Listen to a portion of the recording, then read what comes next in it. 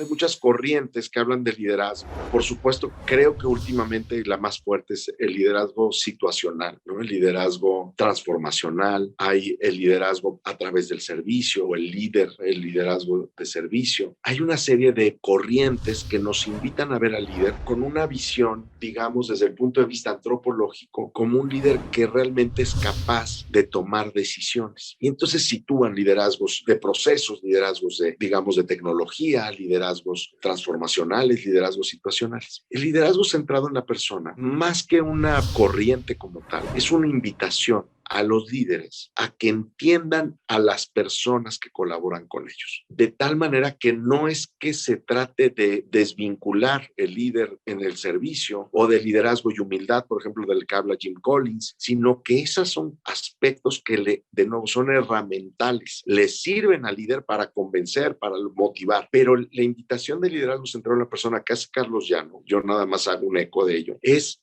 más bien a cambiar el mindset del director, del líder, y a entender de fondo qué es la libertad y cómo dirigir personas libres. Esta es la idea central del liderazgo centrado en la persona. Hay dos formas de entender el liderazgo y una tiene que ver con el control, no te diría con la manipulación, y ahora hago la diferencia. Una tiene que ver con el control, que es justamente pensar que las personas hagan lo que yo quiero. Eso es controlar. Yo en esa idea estoy controlando a las personas. A nivel divulgativo, este liderazgo que intenta que las personas hagan lo que yo quiero, nos ha ganado por mucho la batalla los humanistas, porque entonces lo que hace el líder que tiene esta forma de pensar es, primero nace de la desconfianza, porque yo quiero que tú hagas lo que yo quiero, y luego tengo que controlar que hagas lo que yo dije. Y entonces se vuelve un juego en el que tú intentas hacer lo que yo quiero y yo trato de controlar tus acciones. Entender la libertad de fondo es entender una idea que yo transmito mucho en el aula, que es que la persona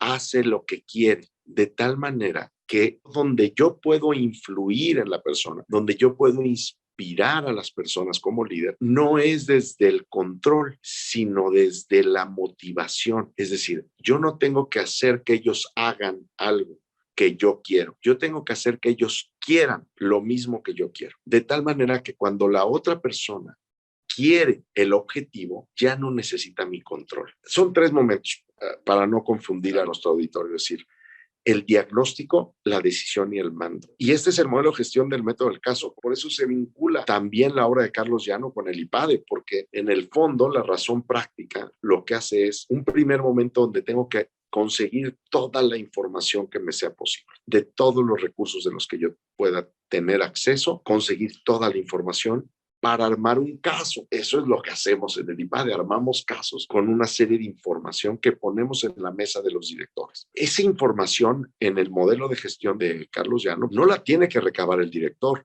Justamente ese es el trabajo de las áreas funcionales. Cada área funcional debe nutrir a la dirección general con esta información. Luego viene un segundo momento y ahí hay dos posibilidades, dos posibles caminos. El segundo momento es, de acuerdo a la información, planteo una serie de escenarios para tomar una decisión. Y entonces, ya con la información prevista, distintas alternativas, tomo una decisión. Aquí hay dos aspectos que hay decisiones en las que yo no puedo invitar a la participación, que las debe de tomar el director en soledad. Son las decisiones quizás las más difíciles, pero son las que tiene que decidir el director. Con la información, con su análisis, con su introspección, con su reflexión, toma una decisión. Luego hay un tercer momento que es ejecutar, donde entonces ya el director ha tomado una decisión, el equipo directivo ha tomado una decisión y entonces tengo que ver cuál es el proceso para que eso se lleve a cabo. Esto, para Carlos Llano, este modelo de gestión va a generar un resultado, que la ejecución pues genera un resultado. Ese resultado es el punto de arranque de mi siguiente diagnóstico, decisión y mando. De tal manera que siempre estoy en un ejercicio de diagnóstico, decisión y ejecución. Diagnóstico, decisión y ejecución. Cuando nos dimos cuenta que la situación era un aspecto permanente, me ha parecido ridículo a mí en lo personal, esta idea de volver a la normalidad. Porque entonces eso significa que hay un grupo de personas que piensan que el enero del 2020 es lo normal y que el noviembre del 2021 es lo anormal, como si quisiéramos borrar 2 años de la historia de la humanidad que no hubieran pasado. Eso para mí es un grave error. Hoy tenemos prueba de que las personas trabajan bien desde casa. Tenemos prueba de que hay modelos de gestión a la distancia, de que no necesito estar sobre la persona para que dé un rendimiento, que las personas son responsables, se autodirigen, se autogestionan. Tenemos evidencia, también evidencia de que hay aspectos que se requieren pues hacer de manera presencial o en las que se requiere una intervención de la persona directamente,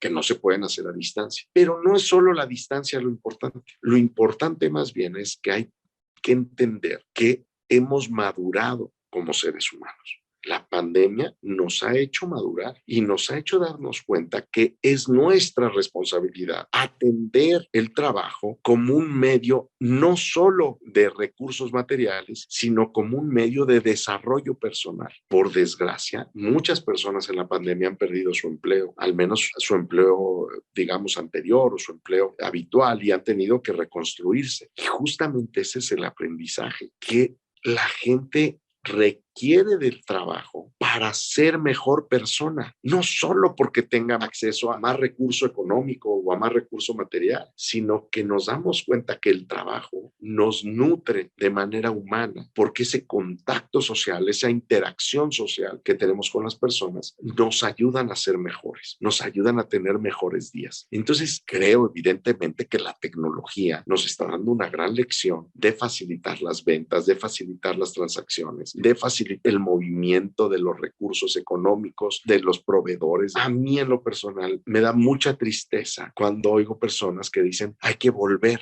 Es como si quisiéramos borrar 2 años de nuestra historia. Ese no es el mundo, es un mundo post-COVID, porque el COVID sucedió, nos guste o no nos guste. Y claro que hay cambios en el estilo de liderazgo donde tenemos que centrarnos más en el ser humano y menos en el sistema. Primero, que la acción directiva es un modelo de gestión personal a través de estilo conductor de la razón práctica del diagnóstico, decisión y mando. Entender que la acción directiva no es un impulso, no es un querer, debe de nacer del orden de la razón práctica. La segunda idea es que es posible dirigir personas libres porque es posible comunicarnos con ellas. Y gracias a la comunicación podemos actuar y dirigir a otras personas. Y la tercera idea es que nuestro modelo de gestión está basado en la idea que tenemos del ser humano. Entonces, si nosotros pensamos que desconfiamos de las personas, si desconfiamos del trabajo de otros, si desconfiamos de la capacidad de otros, nuestro modelo de gestión va a ser súper restrictivo porque no confiamos en los demás. Si en cambio confiamos en la capacidad, en el crecimiento, en el desarrollo, nuestro modelo de dirección, nuestro modelo de liderazgo va a ser formativo, va a ser más que influir, va a tender a inspirar. IPADE. The World Calls.